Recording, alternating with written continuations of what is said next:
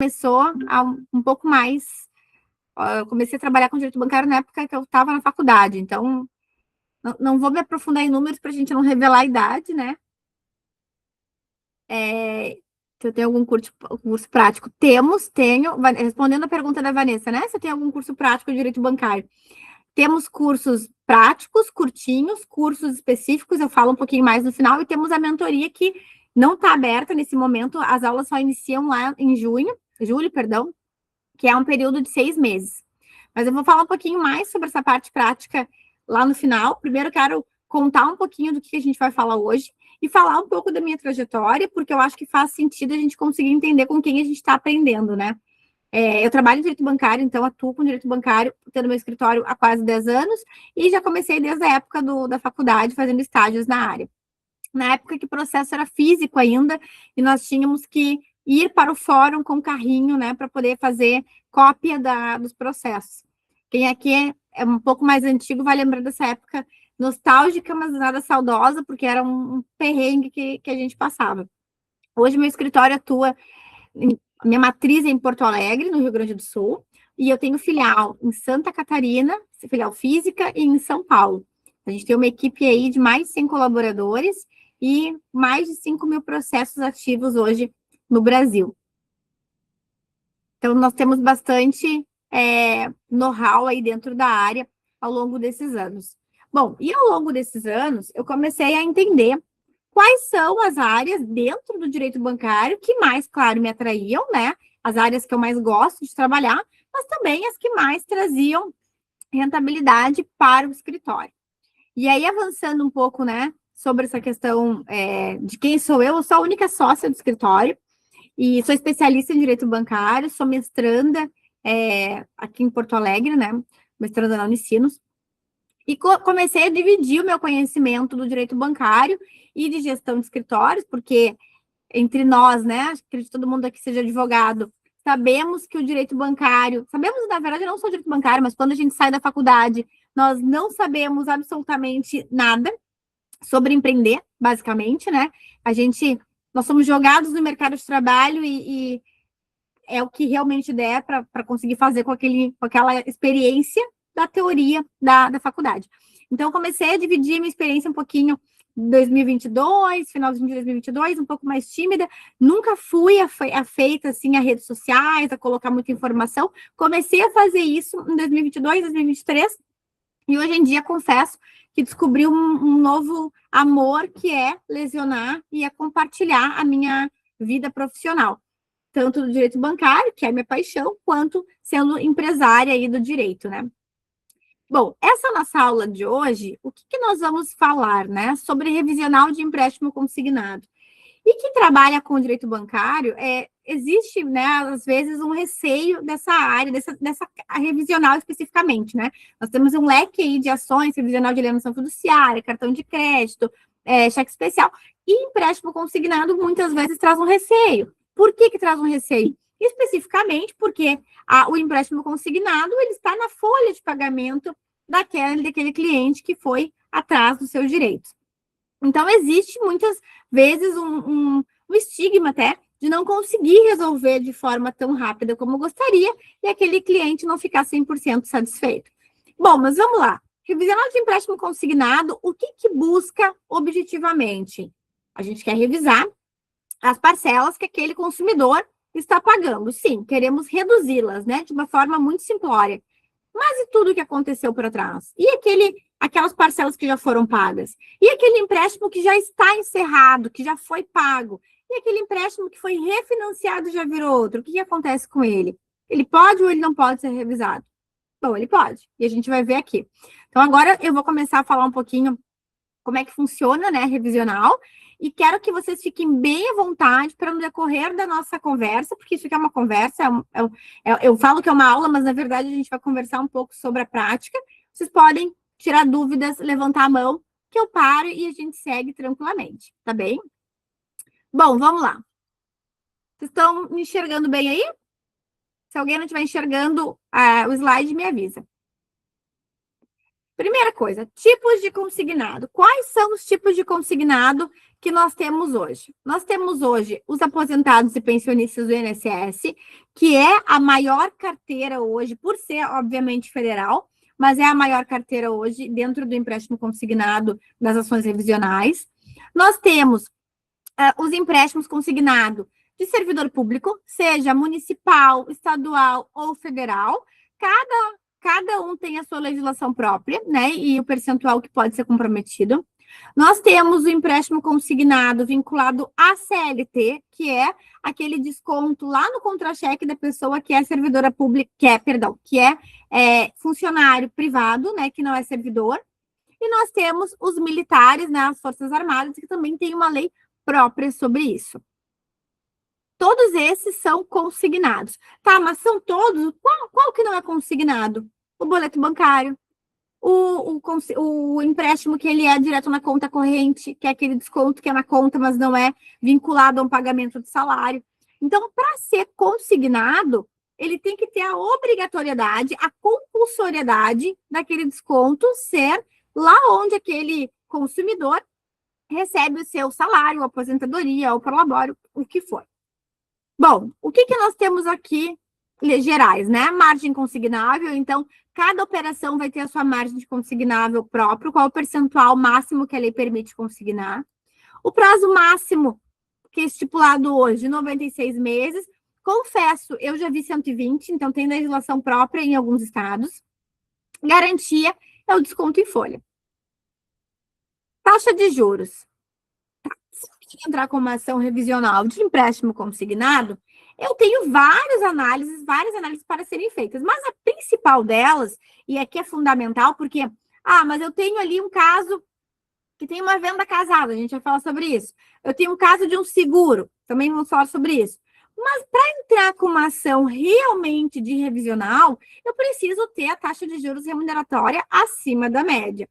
Bom, a minha taxa de juros, ela vai comprovar a existência de abusividade, de acordo com o que o Banco Central diz. Aonde que nós consultamos a taxa de juros? Lá na plataforma pública do Banco Central. A plataforma pública do Banco Central, ela deveria ser uma plataforma para facilitar o acesso da população, não só dos advogados, à taxa de juro, que deveria ser a máxima dentro daquela operação para aquele período.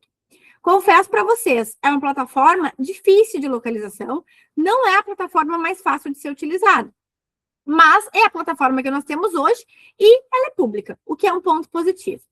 Lá no escritório, a gente tem já fixado, né, no painel o link dessa plataforma e em favorito ali as taxas de juros que nós utilizamos.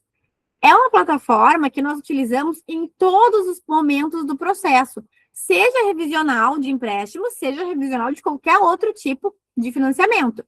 Por quê? Porque o que vai dar a máxima de juros permitida dos juros remuneratórios vai ser o Banco Central. E essa taxa, esses juros, ele altera mensalmente. Ou seja, eu lembro hoje, né? A gente está em maio de 2026. Para olhar a taxa de juros de abril de 2026, ela vai ser diferente da taxa de março de 2026, porque todos os meses essa taxa ela é alterada, ela é modificada.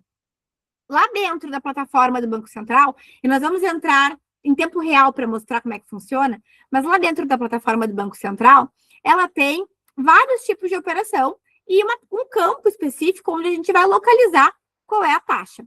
Então, bom, vou compartilhar agora outra tela.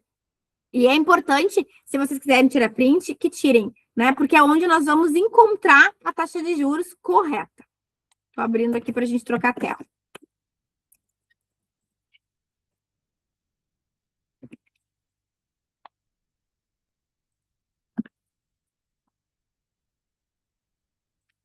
Deixa eu trocar a tela aqui.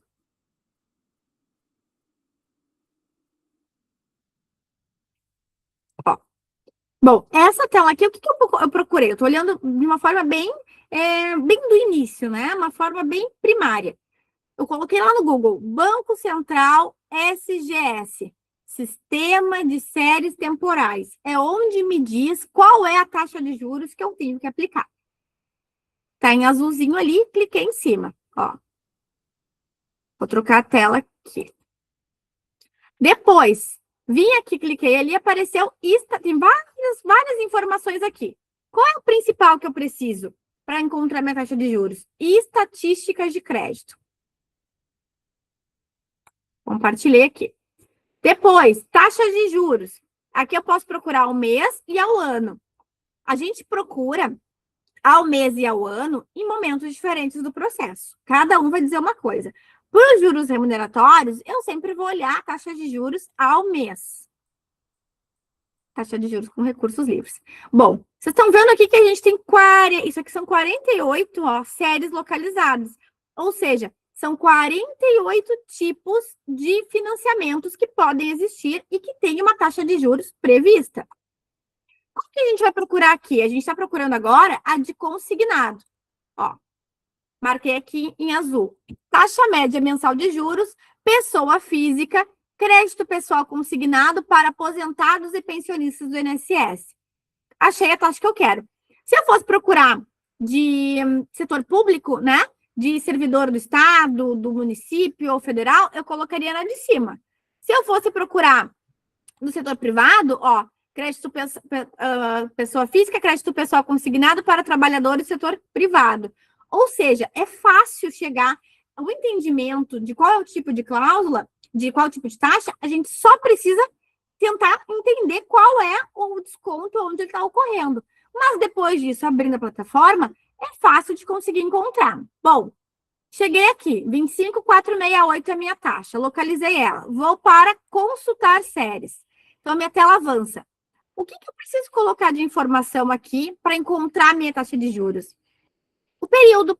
Qual é o período? Ah, mas eu vou botar o período inteiro do contrato, desde a primeira parcela até o final? Não, porque nós temos aqui o empréstimo consignado, é um tipo de empréstimo, um tipo de financiamento que tem uma parcela fixa, não é uma parcela variável, diferentemente do que acontece nos financiamentos imobiliários. Ou seja, eu não preciso saber qual foi o mês que iniciou e qual foi o mês que finalizou. Eu preciso saber aqui qual foi o mês que foi feita aquela contratação de empréstimo. Para nossa sorte, tanto no INSS quanto no estado, ou no município, ou no federal, existem plataformas dentro da plataforma dos pagamentos, onde aparece a data prevista do desconto, quando foi feito esse empréstimo. Então, vamos pensar numa simulação aqui. Bom, no nosso exemplo, o consumidor, né, o nosso servidor do INSS, o nosso aposentado do INSS, ele fez em 1 de março de 2026. Qual é a minha data término? O último dia do mês. 30 de março de 2026. Eu posso colocar 1 de março e 1 de março? Posso, porque não vai alterar. Se eu procurar de 1 de março a 30 de março, a taxa de juros vai ser a mesma. Porque a taxa de juros, ela fala sobre o mês e não sobre o dia que foi feito aquele financiamento.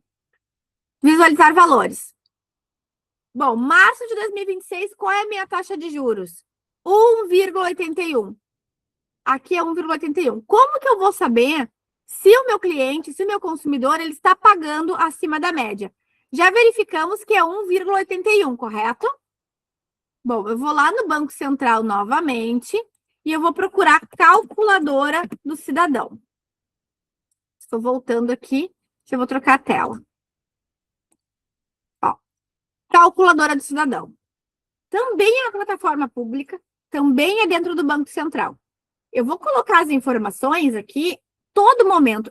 Eu começo sempre falando de consignado, mostrando qual é a plataforma que a gente vai usar o tempo todo, que é Banco Central, que é séries temporais e que é a calculadora do cidadão.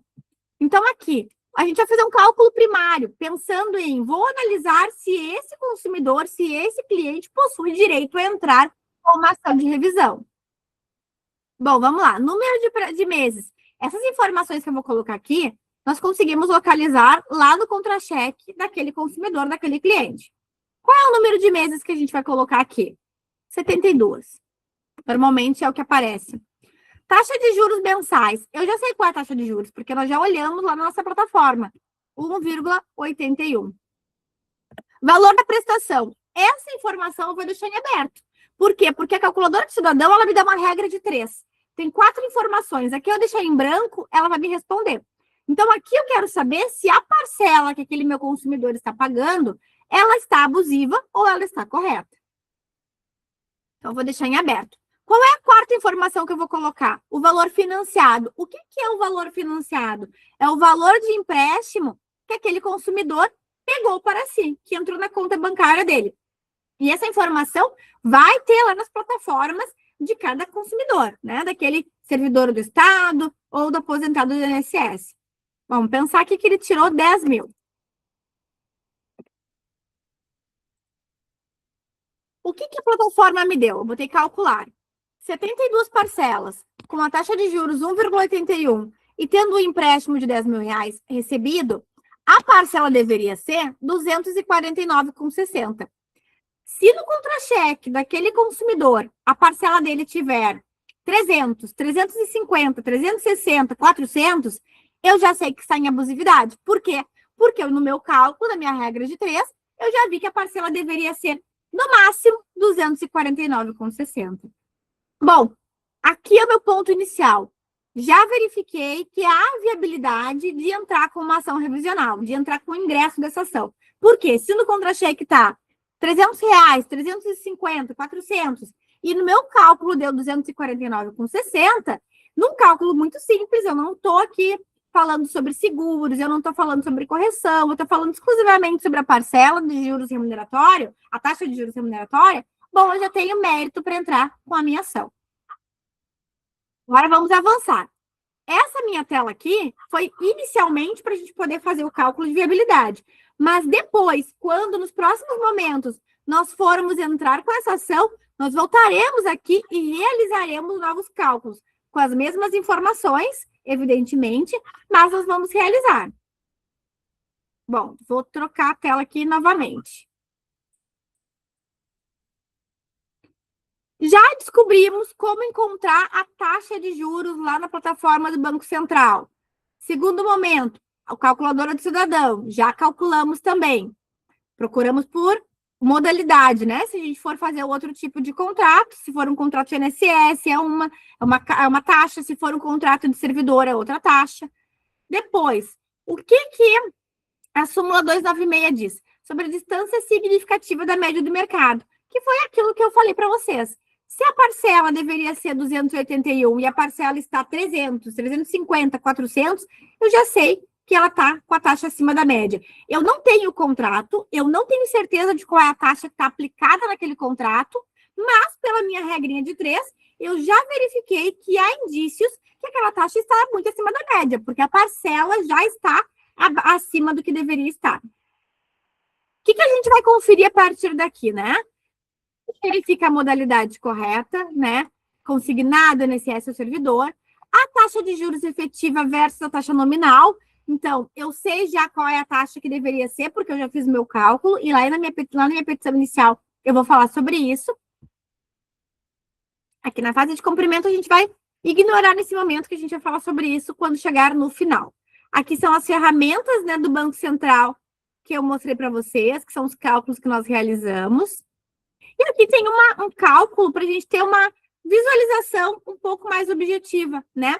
Capital emprestado, qual é o valor do empréstimo, taxa de juros contratada, 2,80, média do Banco Central, aqui tem um exemplo que ficou de 1,80, mas a gente viu que o nosso exemplo não se afastou muito, né? Que foi 1,81.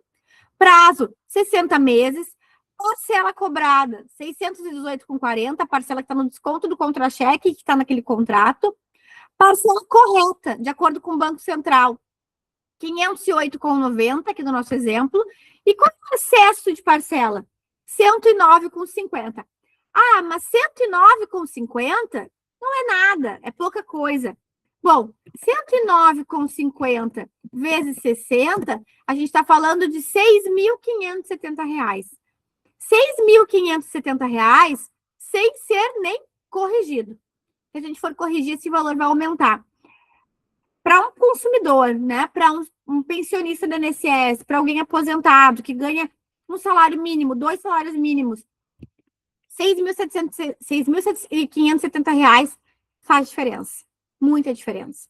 Então, é importante a gente fazer esse cálculo prévio, né? Para conseguir fazer o ingresso. E esse cálculo também vai me dizer qual é o valor da parcela que eu vou fazer o pedido para redução e qual é o valor da parcela, do valor total excedente que eu vou pedir a devolução. Então, aqui eu já consegui levantar essas informações. O que a gente pede numa ação revisional de empréstimo consignado? Para a lei, né, da parcela reduzida e a devolução dos valores pagos a maior. Bom, tem uma coisinha super importante que não necessariamente eu preciso pedir na revisional, mas que se for uma revisional, eu vou pedir também, que é a análise de venda casada.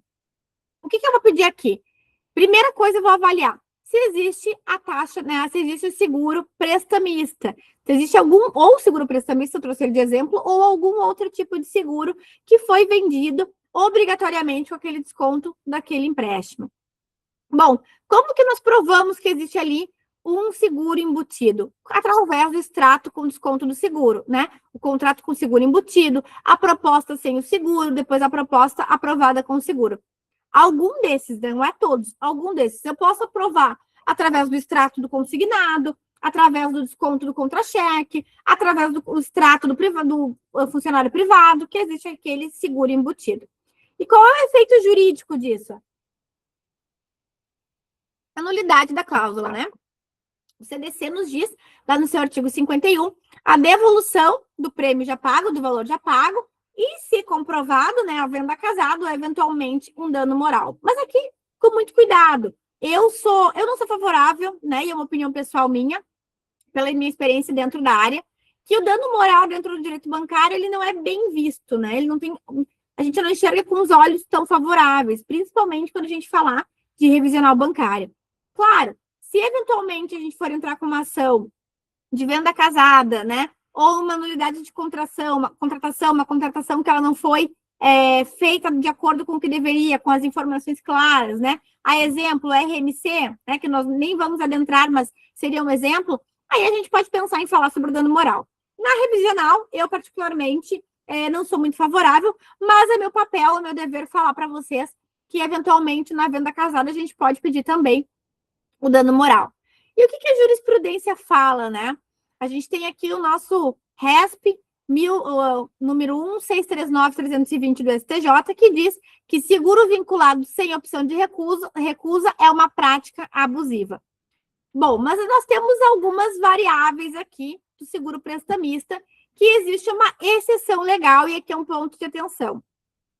Qual é a minha exceção legal aqui do seguro prestamista? Bom, o seguro prestamista não é obrigatório por lei, não é, exceto nos contratos de crédito imobiliário via Sistema Financeiro de Habitação, que é o SFH. Fora dessa hipótese, a sua imposição disfarçada em empréstimos consignados caracteriza a venda casada, né? Vedado pelo artigo 39, inciso 1º do CDC. Bom, mas tem algumas questões aqui sobre o prestamista, que é a idade legal, né? O seguro prestamista, ele vai também precaver, vai também facilitar, na verdade não é precaver, mas vai facilitar que o crédito seja aprovado para consumidores que tenham já uma idade avançada. Então, muitas vezes ele vem como requisito em razão da idade daquela pessoa, daquele tomador, né, de empréstimo que vai fazer a sua solicitação, a sua requisição. Quais são as regras de idade no seguro prestamista? Bom, 18 anos ou 16 se tiver assistido legalmente. A idade máxima de 65 a 75 depende da instituição financeira. Clientes próximos da idade máxima podem ter o seguro negado ou com prêmio elevado. Argumento adicional para demonstrar a imposição da prática abusiva. Então, é importante sempre se atentar também à questão da idade, né? E argumento-chave ali na nossa petição: demonstrar que o seguro foi cobrado sem consentimento expresso e livre do consumidor, configurando imposição unilateral. Ou seja, com exceção ao que diz a lei, né, sobre a obrigatoriedade do seguro prestamista, ele é, sim, vedado por ser uma prática abusiva, né, por imposição unilateral. Ou seja, o consumidor só vai retirar, ter acesso àquela linha de crédito, àquele empréstimo, se aderir também o seguro prestamista. Então, aqui nós temos uma venda casada. Na nossa ação de empréstimo revisional, né, na nossa ação de consignatória, aliás, nossa ação de empréstimo consignado, perdão, nós temos um pedido muito específico e muito peculiar da ação de empréstimo. Qual é o pedido? A não compensação. Por que é tão importante esse pedido? Porque a lógica no nossas ações revisionais é que, havendo crédito, né, do consumidor, o consumidor pagou, independente da ação revisional aqui, tá, pessoal? De uma maneira bem ampla. O consumidor, ele fez o empréstimo, ele fez o pagamento de X parcelas. E depois, e ainda tem parcelas vincendas, ou seja, aquele contrato ele não está quitado. Na omissão, o comum é ser compensado, ou seja, o que aquele consumidor tem para receber a maior, seja compensado com o que teria a receber para frente ainda. Isso é uma prática comum, inclusive, na sentença, já prevê essa compensação. Entretanto, nos casos de empréstimo, nós pedimos, a gente pede, né, os artigos 369, 388 e 389 do Código Civil, para não haver a compensação, porque as parcelas, elas não são vencidas e vincendas ao mesmo tempo. No consignado, o consumidor ele não está devendo, ou seja, ele não tem parcela vencida, ele só vai ter parcela vincenda. Ou seja, a lei exige, né, que para haver a compensação, as dívidas sejam líquidas e vencidas. Ou seja, o valor que aquele consumidor pagou a maior, se nós pedirmos, né, a não compensação, ela deve ser devolvida em dinheiro na fase de liquidação para aquele idoso, consumidor, enfim, que aderiu àquele empréstimo. Por que isso é tão importante? Porque se a gente for pensar num empréstimo consignado, 72 parcelas, onde um consumidor pagou 30, né, e ainda tem 42 em aberto, talvez o que ele pagou a maior não quite aquele empréstimo. Talvez vá compensar em parte daquele empréstimo e ele ainda siga pagando. Ou, vamos pensar aqui, o consumidor ele não está devendo para o banco, ele não é devedor, ele estava pagando mensalmente, porque é consignado, e aí ele fez aquele pagamento de valores a maior que não deveria, porque estava com abusividade contratual, e aí só é compensado. Ou seja, ele só vai pagar valores a menor. Se no decorrer desse processo, né, vamos pensar, a gente pediu uma compensação, a compensação ela foi dada e não quitou aquele empréstimo, aquele consumidor continua pagando aquele empréstimo. E se eventualmente acontece alguma coisa, ele vem a óbito, alguma coisa assim, ele não ter, o banco, na verdade, não teve nenhum tipo de prejuízo por ter colocado aquela parcela, aquela taxa de juros acima do que deveria. Muito pelo contrário, o banco recebeu antecipado valores que ele não teria que receber, porque aquelas parcelas não estão vencidas e sim vincendas. Então, aqui, o que nós pedimos a todo momento no nosso processo?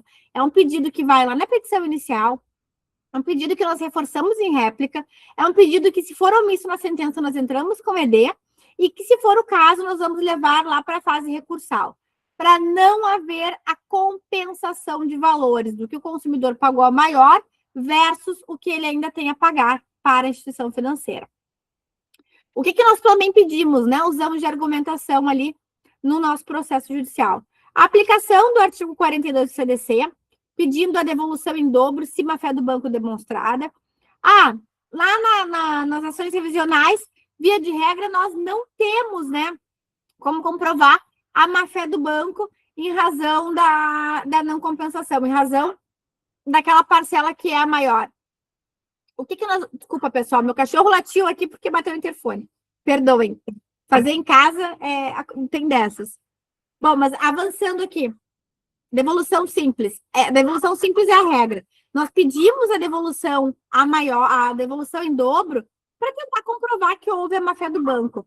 Normalmente não é dado. Eu preciso dizer que, na prática, a gente só recebe a devolução simples, mas é meu dever dizer que nós pedimos na petição para tentar, em algum momento, que a gente consiga fazer jurisprudência nesse sentido. Então, a prática é da devolução simples, em que pese nós pedimos também a devolução em dobro na nossa petição. Depois, a devolução simples a gente pede, inclusive, com correção, né? IPCA desde cada pagamento. Juros de mora, o que nós pedimos aqui? 1% ao mês a partir da citação. Prazo prescricional, sobre a devolução especificamente. 5 anos, de acordo com o CDC. Mas aqui é só sobre um pedido indenizatório de devolução. No caso de ações revisionais, o nosso prazo prescricional ele não é esse, ele é 10 anos. Ele é diferente dos outros prazos. Bom, a não compensação, conforme eu falei antes, ela está prevista no 369, no 388 e no 389 do Código Civil. Bom, seguimos aqui.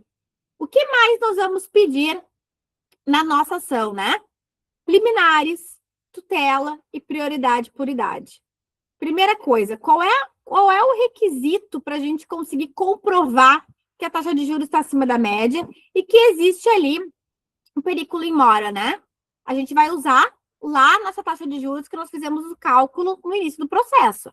Aqui a gente vai usar demonstração que aquela parcela está acima da média do mercado, que aquela parcela ali, vamos pensar no nosso exemplo do início da aula, né? A parcela era 281, e que deveria ser, e a parcela está 300, 350, 400. Bom, já existe ali uma comprovação que aquele nosso consumidor, que aquele autor, ele está pagando acima do que deveria. E eu gosto muito de usar que essa diferença da parcela que está no Banco Central e a que está contratada, ela poderia ser usada para outras coisas. Exemplo, uma cesta básica, um remédio, uma assistência de alguma médica, fraldas, o que for, né? Então, a gente sempre gosta de trazer exemplos do cotidiano, da realidade. Bom, o periculo in mora, a gente tem que dizer que o risco aqui é do comprometimento da subsistência, né? Que o período que não vai ocorrer, o período que aquele desconto ali, ele vai seguir ocorrendo, né? E não vai ocorrer a suspensão, ele está sendo prejudicial para aquele consumidor, para aquele autor. Aonde que está, né? Qual é o artigo que nos fala sobre a tutela antecipada? É o artigo 300 do CPC. O que nós pedimos aqui, né? Comprovando a taxa de juros acima da média. Na nossa liminar, nós pedimos a suspensão do desconto em folha, né? O ofício ao INSS, ou ofício lá, se for servidor público do Estado, o ofício direto na fonte pagadora, ou se for empregado CLT, o ofício direto à empresa empregadora. Nós pedimos o desconto judicial da parcela, né? Uma alternativa para começar aquele pagamento a ocorrer da maneira correta. Na prática, o que acontece? Na prática, nós não recebemos a concessão da suspensão do desconto em folha. Na prática, nós conseguimos a redução daquela parcela, mas seguindo o desconto em folha. Entretanto, é importante a gente fazer o pedido alternativo. Primeiro da suspensão e, alternativamente, que o desconto ocorra na folha direto, né? Se a parcela era 300 e deveria ser 200, que já venha no mês seguinte com o desconto. Ah, mas por que então nós pedimos primeiro a suspensão e segundo a redução? Como alternativa, né? É um pedido alternativo e vamos pensar se eventualmente a instituição financeira ela não vai lá e faça o desconto, ela continue fazendo o desconto que não deveria, né? Acima da média. Nós já temos o nosso segundo pedido ali, que é o pedido para retirar da folha. Qual é o nosso próximo pedido? E eu gosto de pedir, tanto no mérito quanto nas liminares, é a prioridade por idade. Eu gosto de deixar ele como um pedido principal, mas eu também gosto de fazer uma referência dele no nosso tópico das liminares. Bom, cliente com 60 anos ou mais, ele tem tramitação prioritária, de acordo com a lei número 10.741/03, artigo 71, via Estatuto do Idoso. Então, o que a gente tem que juntar aqui? A identidade, basicamente isso. Por que é tão importante falar sobre a questão da idade?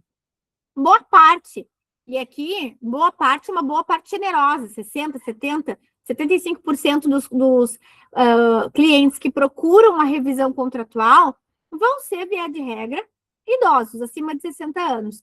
Então, é importante a gente conseguir sinalizar que existe esse diferencial para o processo tramitar de forma mais ágil. Porque, na prática, um processo de de revisional, de empréstimo consignado, ele é um processo que ele vai levar ali em torno de uns 2 anos, mais ou menos, para a gente conseguir ver valores. Não estou falando de liminar. A liminar, ela tem uma análise rápida. Estou falando já da fase do cumprimento de sentença, da fase onde a gente vai pedir a devolução daqueles valores que foram pagos a maior. Bom, e como é o cálculo de valor da causa dessa ação de revisional de empréstimo consignado? Valor da causa, ele vai ser a parcela original, né, a parcela que está no contrato, vezes o número de parcelas faltantes, vincendas. Então, a gente tem um exemplo aqui. Parcela original contratada, 618,40. Parcelas faltantes, ou seja, vincendas, 20, né? Vamos pensar num exemplo ali que eram 48, foram pagas 28, tem 20 em aberto ainda. Qual é o valor da causa? 618,40 vezes 20, que vai dar 12.368. Esse é o valor da causa. E por que a gente usa as parcelas faltantes? Porque o valor da causa, ele representa o montante em discussão, o que ainda está vencendo. As parcelas já pagas a maior, elas vão ser pedido de restituição. Então, aqui a gente vai calcular o que é faltante, as vincendas. E aqui tem um ponto bem importante. Simone, pode falar, querida. Tudo bem? Aí, se for o valor... Bom, querida. O valor de... Está me ouvindo? Bem-vinda mais uma vez. Desculpa, não te ouvi. Desculpa, assim, se for o valor de alçada, ele for maior que o valor esse aí de 12 mil, porque o valor de alçada hoje ele está ultrapassando esse valor. Como é que a gente coloca? A gente colocaria o valor final da causa ou colocaria o valor de alçadas? Digamos, se fosse uns 16 mil. Eu entendi a tua dúvida. Na revisional, a gente não pode colocar o valor da alçada sob pena de inépcia da petição inicial. Por quê? Porque o CPC diz que as ações revisionais, na sua petição inicial, ela tem que ter os valores, ela tem que ter os pedidos discriminados e os valores têm que estar demonstrados.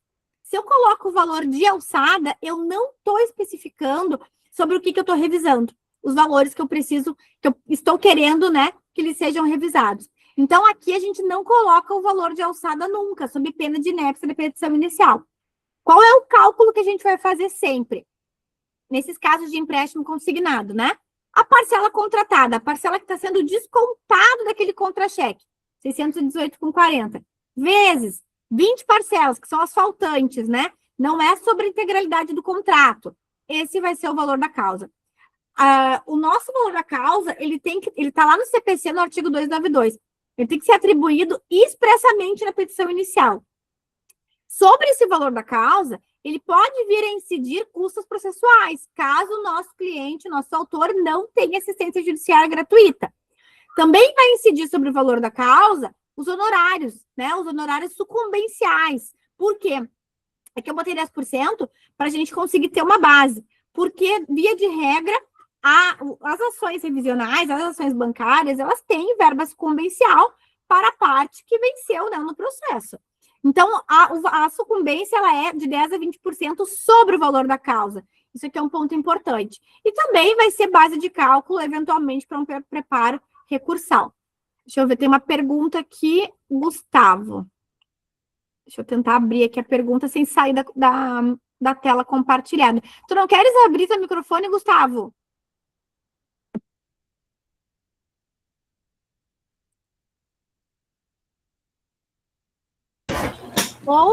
Tá, pode falar, querida. Tudo bem? Bem-vindo. Tudo bom? Boa noite.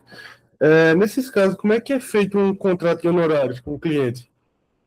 Vamos chegar nisso. Tá mais no Perfeito. Final aqui da nossa aula, a gente vai falar do valor dos honorários. Tá certo, obrigado. Tá bom? Bom, então aqui, acabando sobre a questão do valor da causa, né? Se houver pedido de dano moral acumulado, a gente vai somar o valor da causa.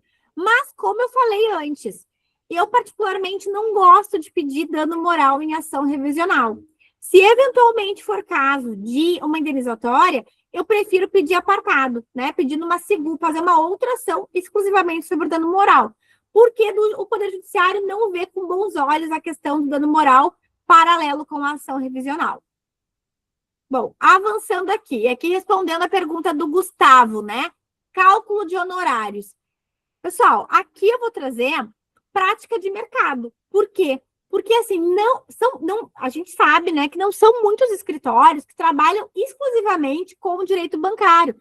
É um ponto importante, é um ponto de atenção, porque para a gente poder enxergar, né, numa realidade que, pelo menos aqui no Rio Grande do Sul, eu não conheço nenhuma instituição de ensino, nenhuma faculdade que tenha na sua grade curricular regular a matéria de direito bancário. Se vocês conhecem dos seus estados, me sinalizem, porque é importante a gente ter essas informações. Então, o direito bancário não é uma área muito explorada hoje, seja na parte técnica, seja na parte estrutural, né, de gestão mesmo. O que o mercado cobra hoje, via de regra, né, de honorários? Bom, via de regra é cobrado eu botei 10% aqui pelo menor valor, mas é entre 10% e 15% do valor da causa, ou seja, do valor da dívida. Exemplo, tá? Eu usei um exemplo aqui. 618. É que o cálculo ficou incorreto. Perdão, gente. O nosso... Não, tá certo. 30 parcelas, tá certo, sim. Esse slide eu fui corrigido. 618 é a parcela original. Vezes 20 parcelas que faltam. Qual é o valor total dessa dívida? 12.368. 10% é o valor da causa. 1.236,80. Mas o meu escritório não cobra um valor baixo assim, a gente quer cobrar um valor mais alto. Bom, via de regra, os empréstimos consignados são, normalmente, o consumidor que tem um, não tem só um, tem mais de um. Então, a gente calcula 10% do valor da causa sobre contrato. Se o meu consumidor tem 4 empréstimos, e nesses 4 empréstimos, cada um deles, o valor da causa vai ser 12.368, é 1.236,80 por ação, tá? Isso aqui é um ponto importante. Tem escritórios que preferem, e advogados que preferem fixar o valor. A ação revisional de empréstimo consignado vai ser sempre o mesmo valor. Eu não acho tão interessante assim. Eu acho que vale a pena a gente trabalhar com estratégia. Por quê? Porque a gente está falando, principalmente aqui no empréstimo consignado, de um perfil tomador. Ou seja, via de regra, ele possui mais empréstimos. E aqui a gente fez um cálculo de uma ação baixa, de um valor baixo, de uma parcela relativamente baixa. Mas se nós formos pegar e calcular dívidas ali de empréstimo servidor público, que normalmente a parcela é mais alta, porque a margem é mais elevada, a média desse valor da causa vai ficar bem mais alto, né? A média desses honorários de 10% vai ficar bem mais alto. Então, hoje a gente faz 10%, é uma base que o mercado relativamente cobra hoje, tá? Coisa importante aqui. A revisional de empréstimo consignado, aliás, não só de empréstimo consignado, como dos outros tipos de instrumentos, né, de financiamento, temos, via de regra, sucumbência. Ou seja, existe uma carteira aqui. A minha carteira dos honorários iniciais, onde eu cobro 10% sobre a dívida daquele consumidor. A minha carteira da sucumbência, onde o banco, quando nós ganhamos o processo, vencemos, paga de 10% a 20% sobre o valor da causa. Mas nós temos uma terceira carteira aqui, que a gente vai falar agora, de uma maneira muito breve, que é o êxito, né? Na ação de empréstimo consignado, nós temos a carteira de êxito, ou seja, lembra o que a gente falou sobre a devolução de valores que aquele consumidor pagou a maior? Não é as vencendas, são as vencidas? Bom, sobre esse valor, sobre a devolução, nós também temos aqui, se colocarmos no contrato de honorários, né, no meu eu coloco, o valor a receber sobre aquela margem de devolução. De uma maneira rápida para entender o que é o cumprimento de sentença do consignado, né? Nós temos a petição inicial, nós temos a análise das liminares, nós temos a contestação oferecida pelo banco, nós temos a réplica, onde nós refazemos aquele cálculo que nós fizemos na inicial, nós temos a sentença, e lá depois fase recursal e trânsito em julgado. Acabou o trânsito em julgado, né? Inicia a nossa fase de cumprimento de sentença de acordo com o artigo 523 do CPC. O que é o meu cálculo de cumprimento de sentença? E aqui eu quero fazer uma pausa importante aqui. Eu vejo muito em aula, né, quando eu dou aula de direito bancário, seja de centro de mentoria, ou seja a minha aula que é do curso mesmo de bancário, muitos advogados sabem iniciar um processo e tem dificuldade para finalizar, para acabar esse processo, não sabe qual é o caminho depois que o processo se encerra a fase recursal. Bom, aqui tem uma grande mina de ouro, digamos assim, mas também conhecimento técnico, né? Aqui é o diferencial, o que separa quem realmente é especialista em direito bancário de quem entra de maneira mais aventureira, que é a finalização desse processo. Então, a gente vai para uma análise, né, para fazer o nosso cálculo de cumprimento de sentença. Aqui. Deixa eu só entrar no nosso caso prático aqui, só um minutinho. Aqui. Pedidos no cumprimento de sentença. Então, o que nós pedimos no nosso cumprimento? A readequação imediata, né? A gente vai pedir a ordem para o banco modificar o desconto em folha, caso não tenhamos ganho a liminar, né, lá no processo de conhecimento. Então, para alterar já o valor de acordo com o fixado em sentença.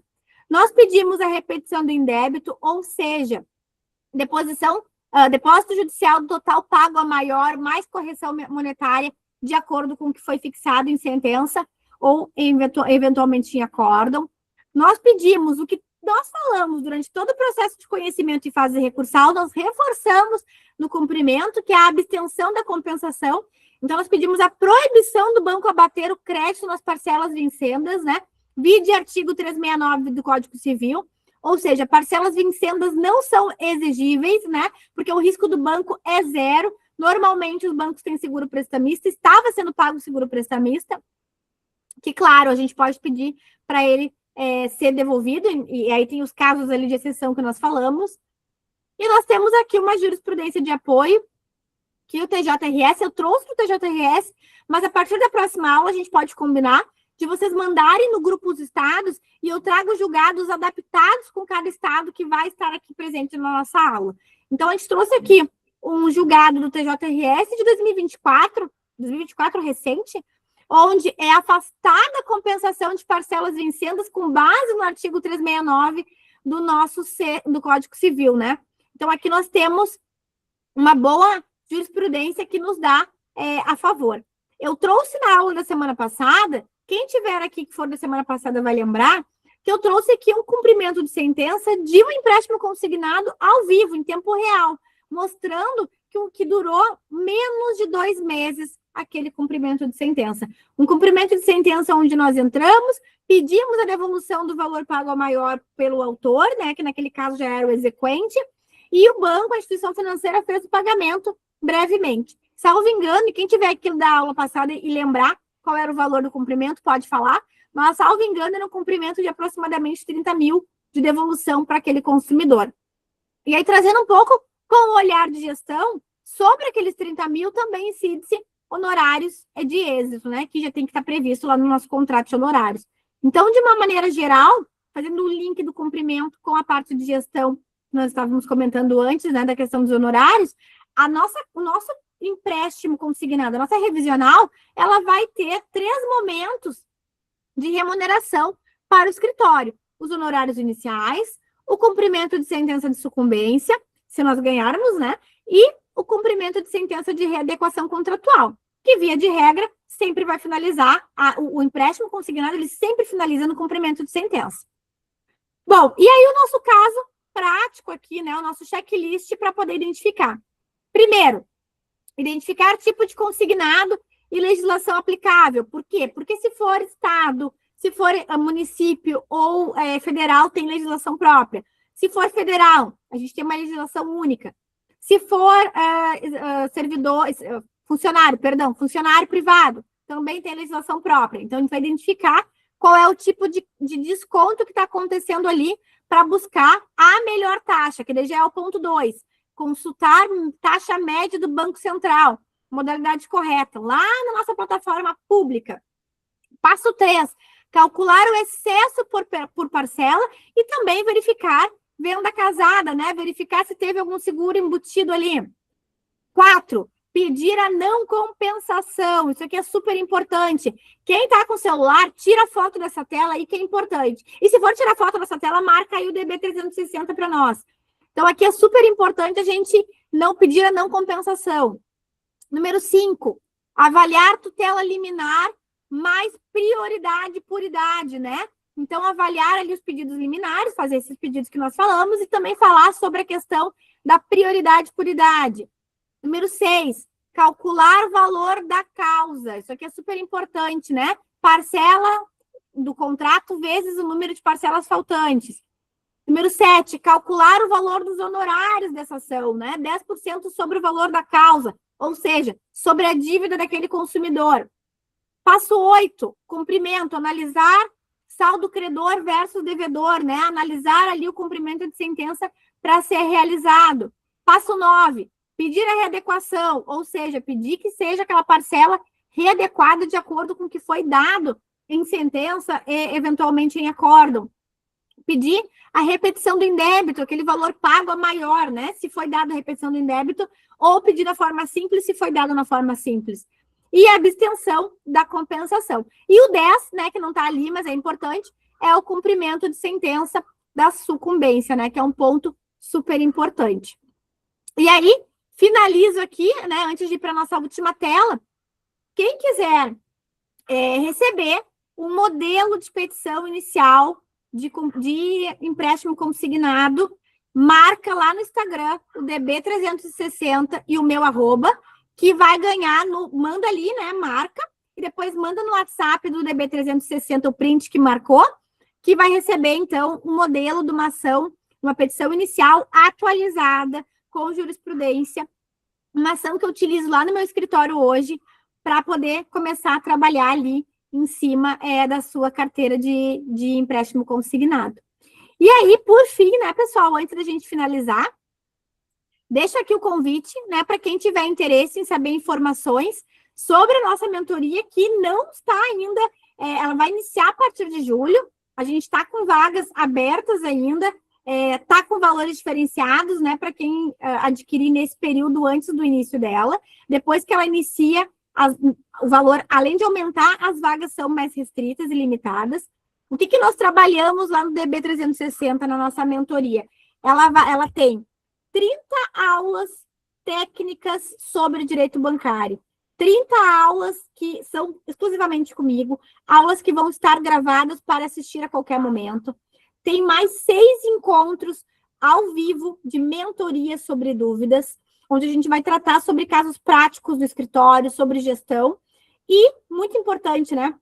Dentro da plataforma tem uma parte inteira sobre gestão, sobre prospecção de clientes, do perfil bancário, sobre contratação, precificação, forma de contrato, como fazer a rentabilização dessas carteiras, os tipos, né, de ações que são mais propensas dentro do judiciário, que são mais pró-consumidor, a maneira de ingresso.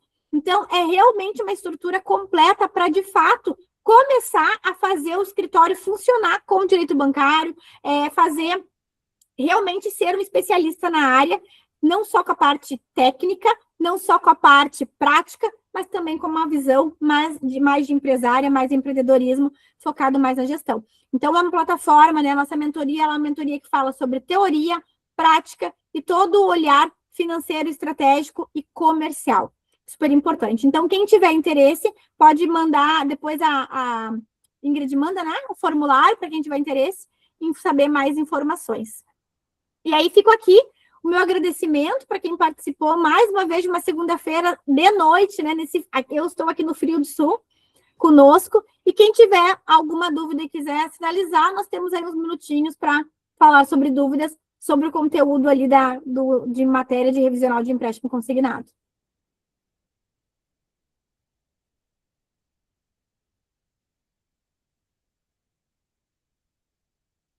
Obrigada, Vanessa. Vanessa disse aqui, obrigada. Foi uma aula muito boa. Fico muito feliz que vocês gostaram. Quem quiser dar mais feedbacks ou quiser mandar dúvidas, pode mandar, que estou aqui à disposição. Simone, pode falar, querida. Oi, tudo bem? Eu amei a aula, viu? Eu gostei muito. Só tem uma dificuldade naquela parte que eu já tinha conversado contigo um tempo atrás, sobre a parte de que a pessoa antecipa o fundo de garantia para empréstimo. Seria tipo um empréstimo consignado, né? O empréstimo aí a modalidade daquele empréstimo é o empréstimo consignado CLT. tem taxa de juros também, o cálculo é o mesmo. A gente vai, aquele que é a garantia do FGTS, o desconto dele mensalmente, né, a parcela vem no contra-cheque daquele funcionário. Então, a gente vai fazer o cálculo de acordo, exatamente como nós fizemos aqui, só que lá no Banco Central, quando eu for procurar a taxa específica dele, eu vou procurar a taxa de trabalhador setor privado. Teve mais uma mensagem. Ficou com dúvida ainda, Simone? Eu te respondi. Não, tudo certo, só que essa aí ele é de 2021, isso aí. É que naquela época eu poderia antecipar o empréstimo sobre o saque aniversário. Por isso que eu perguntei. Tá, mas o desconto daquele empréstimo, ele aconteceu no contra-cheque. O desconto dele é no fundo de garantia. Me manda o teu caso para eu poder avaliar, porque eu não estou conseguindo entender aonde está ocorrendo esse desconto. Tá, eu vou mandar no privado para te entender. De repente, é uma situação assim que eu vejo que ele foi bloqueado totalmente o valor na época que ele pediu 12 mil e foi bloqueado quase 50 mil reais. Então, eu vejo que tem uma possibilidade aí de entrar com um processo. Tá, manda ali que eu te ajudo, sim, com certeza. Pode mandar para o DB mesmo, tá? A dúvida. Deixa eu ver. Teve mais uma pessoa aqui que mandou mensagem. Gustavo, obrigada eu por participares mais uma vez. E Moura, essa aula ela vai lá para o YouTube e nós temos aula na próxima segunda-feira. Toda segunda-feira, às 8 horas da noite, nós temos uma aula com algum tema. Tem um grupo, né? Que vocês que estão aqui provavelmente estão no grupo. O nosso grupo lá a gente manda qual é o tema da aula, e aí a gente vai alimentando, né, durante a semana com conteúdo sobre o tema da próxima aula. Então, semana passada foi cumprimento de sentença, na anterior foi busca e apreensão, que é super importante. E aí nós teremos agora, na próxima segunda-feira, mais um tema. Obrigada, Simone. Simone mandou que ama a aula, que bom, fico muito feliz. Espero ver vocês na próxima semana novamente. Obrigada, Paulo, muito obrigada. Que bom que gostaram. Conto com vocês para participarem. É muito importante essa troca, é muito importante esse feedback que vocês estão gostando, porque isso mostra que realmente nós estamos no caminho certo. Você tem curso. Vou pedir para o pessoal te chamar, Amora, que nós temos alguns cursos, sim, inclusive que estão com inscrições abertas. Tá bem? Pessoal, muito, muito obrigada por terem participado conosco e fico à disposição aí para o que mais for necessário. Conto com vocês e não esquece, quem quiser, a petição inicial, marca lá o arroba do 360 e o arroba Eduarda Vidal T, que a gente vai enviar ainda hoje. Tá bem? Só marcar lá no Instagram. Pessoal, boa noite.